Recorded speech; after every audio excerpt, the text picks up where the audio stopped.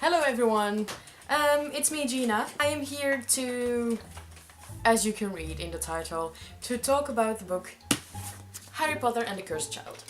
Before I say anything, I want to say that before I read this book, I had read so many actually bad reviews and comments of people saying they were disappointed and that it read like fan fiction and that the writing was off and it just wasn't good.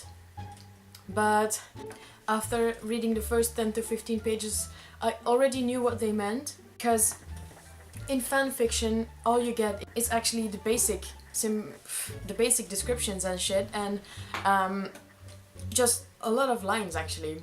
When we're talking about real amateuristic fan fiction, that is, because there are people who write splendid fan fiction. But anyway, I think people forgot that this book is a script and not a novel, because in a script all you get is the outline of a situation and the lines of the characters. That's all you get. Nothing more, nothing less. I think when I was in middle school I have done theater, so I knew what to expect. I knew I didn't have to expect a fully detailed novel, because that's not what a script is. I just think a lot of people read this with a completely wrong mindset, because I feel like a lot of people expected it to be more detailed and more in-depth, but with a script, outlines and the lines of the characters is all you get. In a movie you also don't get a 7-minute description about what the appearance is of a character, or a 20-minute description of what the scenery looks like. It's just lines of the characters you get, and the rest is filled in by the actors or the screenplay. And that's the same with a script, obviously. And I think a lot of people had forgotten that and went into this book expecting more detail. And that's what's wrong, because you can't. When I read this, I just imagined the play in my head. As I was reading, I just saw this film of images floating through my head. I just created a movie myself, you know what I mean?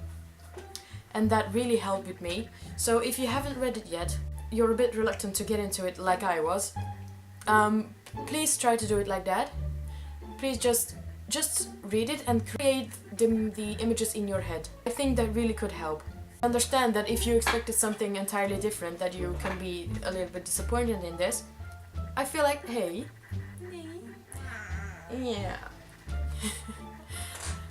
I feel like a lot of people just read it with a different mindset, a wrong mindset for that matter, toward the story, that is. Because of course you're entitled to have your own opinion. On GOODREADS I rated it a 4.5 stars, because yeah, like I said, I really enjoyed it. So apart from all that, I loved going into the Wizarding World again, the one that I missed so much, because can you actually believe that the last movie was released 5 years ago? I actually cannot believe it. I cannot believe this.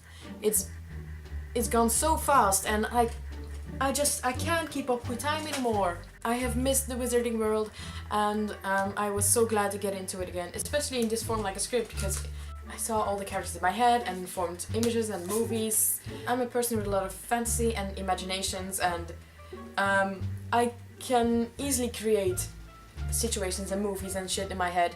And saying it again, that really helped for me to enjoy the story. Then again, to the book itself, like I said, I really loved going to Hogwarts again and the Wizarding World, and I actually loved seeing what different realities could have been had some things happened or not happened. And the only thing, Albus, Harry's youngest son, he kind of annoyed me, but I understand why. In the beginning I was like, oh my god, this child. Towards the end I really understood, and I really got where he came from. Yes. And then, so okay. There's also Scorpius, who is Draco's son, and I loved that child. He was a delightful child. However, Ron and Hermione's child, okay.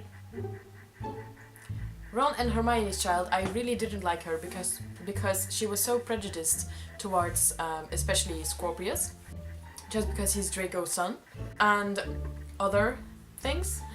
But I loved Scorpius. It was kind of weird to read about Ron, Hermione and Harry and Draco and Ginny and such to read about them as 40-something years old, but I enjoyed it nonetheless. I just loved being back there in that world and experiencing it again, and just I really liked it.